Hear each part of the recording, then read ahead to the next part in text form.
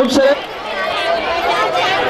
એક આગવા દેશ તરીકે આજે ખ્યાતિ પામ્યો છે એવો હિન્દુ પુરુષ સ્વામી વિવેકાનંદ, જેની એકપાત્રીય અભિનય કૃતિ આપની સમક્ષ રજૂ થાય છે.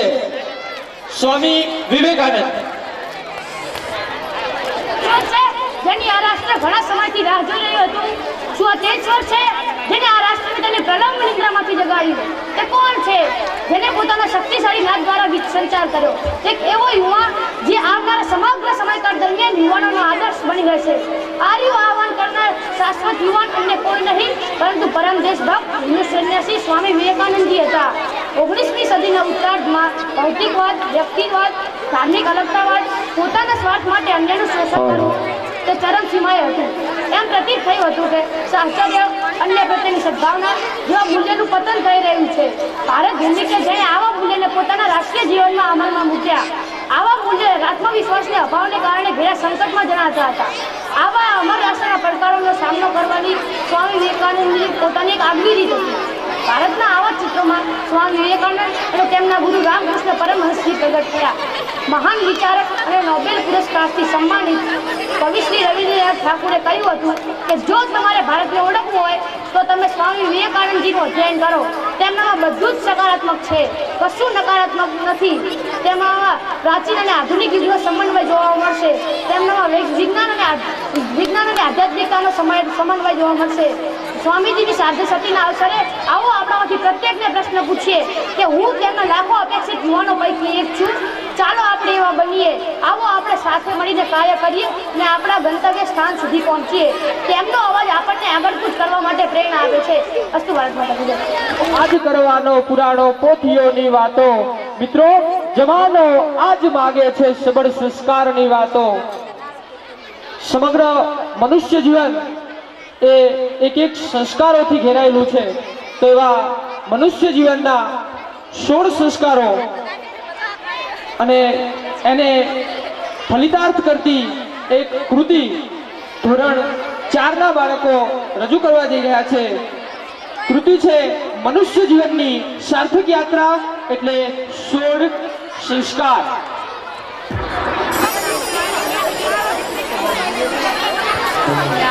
સંસ્કાર શબ્દથી આપણે સારી રીતે પરિચિત છીએ. જે કોઈ કાર્ય કરવાથી પદાર્થ યોગ્ય બને એનું નામ સંસ્કાર. મનુષ્યનો જન્મ થાય તે પહેલા તે ગર્ભમાં અવતરતું બાળક ત્યારથી કરી અને એના અંત્યેષ્ટિ સંસ્કાર કરવામાં આવે એ સુધીની પ્રક્રિયા એટલે 16 સંસ્કાર.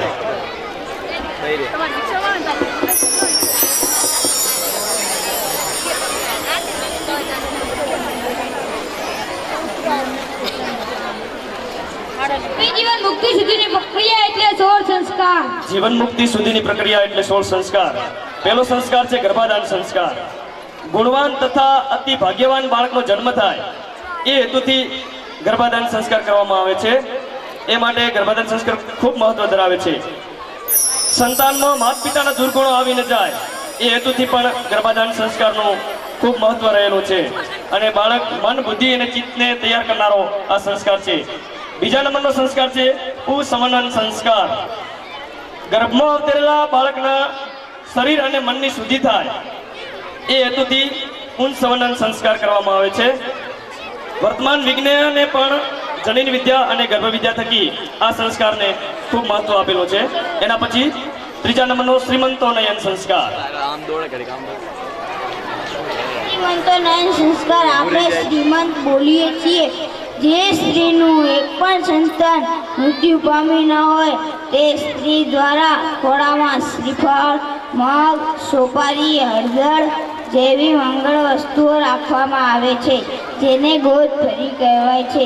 પતિનો નાનો ભાઈ એટલે કે દિયર ભાભીના ગાલ રંગે છે. શ્રીમંતોનયન સંસ્કારને બાળકનો જન્મ થાય ત્યારે જાત કર્મ સંસ્કાર કરવામાં આવે છે. બાળકના જન્મ પછીનો સૌપ્રથમ સંસ્કાર છે ઘી અને મધના મિશ્રણથી બાળકની જીભ પર ઓમ લખવામાં આવે છે. ઘી અને મધના મિશ્રણથી બાળકનો જન્મ થાય ત્યારે એની જીભ ઉપર ઓમ લખવામાં આવે છે.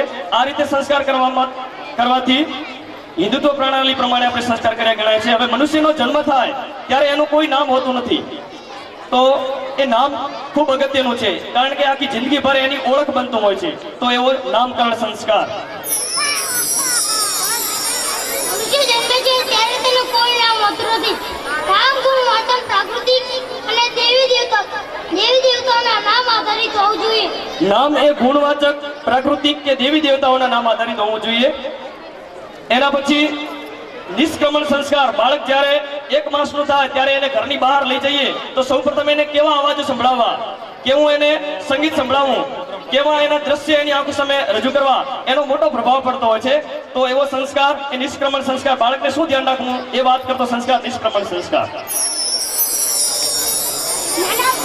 નાના બાળકને પ્રકૃતિના ખોળે લઈ જઈને તેનો બહારનો અનુભવ કરાવો.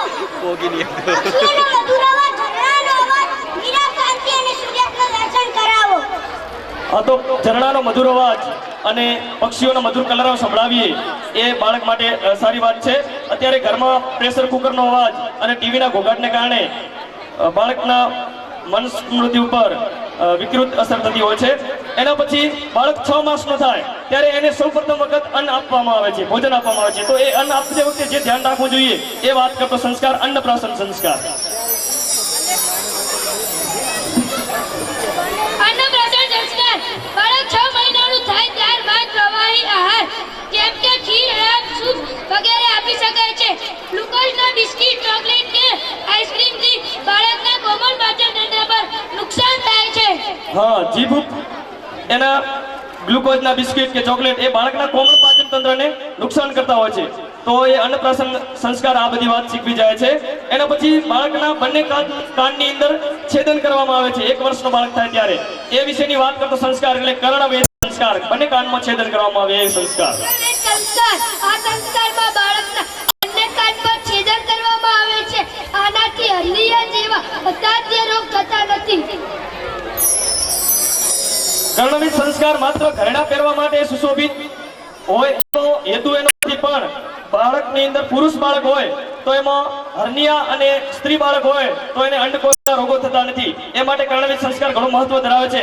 એના પછી બાળક 3 વર્ષનો થાય ત્યારે એની માથાના વાળ ઉતારવામાં આવે છે. સૌપ્રથમ એના વાળ, એની બાબરી ઉતારવામાં આવે છે. એ ચૌલ કર્મ સંસ્કાર.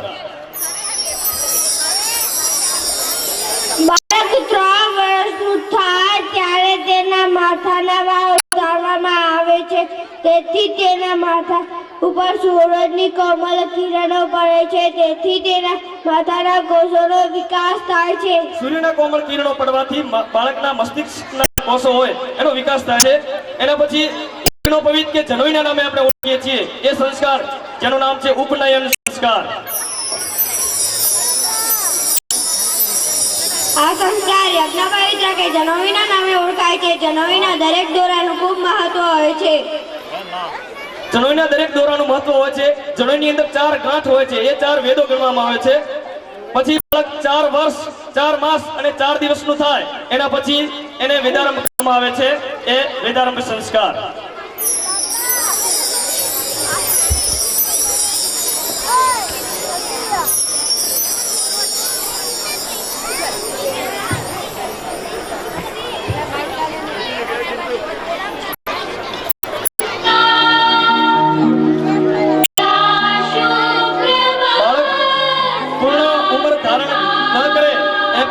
વાંચન લેખનનો આપણે આગ્રહ રાખતા હોઈએ છીએ એ યોગ્ય બાબત નથી, કારણ કે બાળક શ્રવણ અને કથન થકી ઘણું બધું શીખતો હોય છે. તો 4 વર્ષ 4 માસ અને 4 દિવસ આટલી ઉંમરે પૂર્ણ ન કરે એની પહેલા એને વાંચન લેખનનો આગ્રહ રાખવો એ બરાબર વાત નથી. એ વિશેની વાત કરતો એ વેદારંભ સંસ્કાર. ઓછી ઉંમરે વાંચવા લખવાનું શીખવું એ બાળકનો વિકાસ રૂંધવા બરાબર છે એ વાત નથી.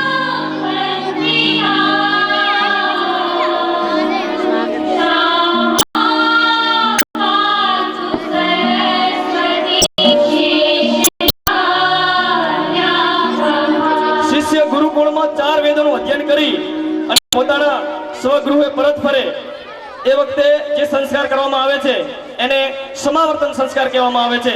આ ઉંમરે બાળક ઘરની બધી જવાબદારી, સામાજિક જવાબદારી સ્વીકારતા શીખી ગયો હોય છે.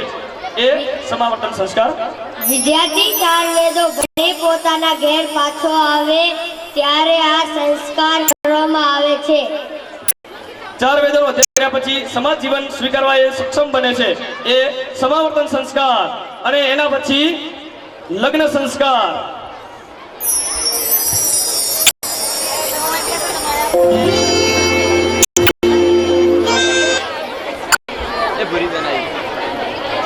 લગ્ન સંસ્કાર.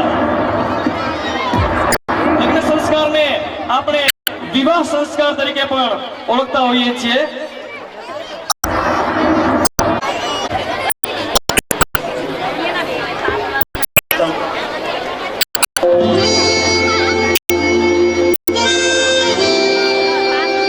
વિવાહના પણ કેટલાક પ્રકાર, બ્રહ્મ વિવાહ, દેવ વિવાહ, પ્રજાપત્ય વિવાહ, આવા અનેક પ્રકારો તરીકે વિવાહના પણ પ્રકાર હિન્દુ ધર્મમાં પ્રચલિત છે.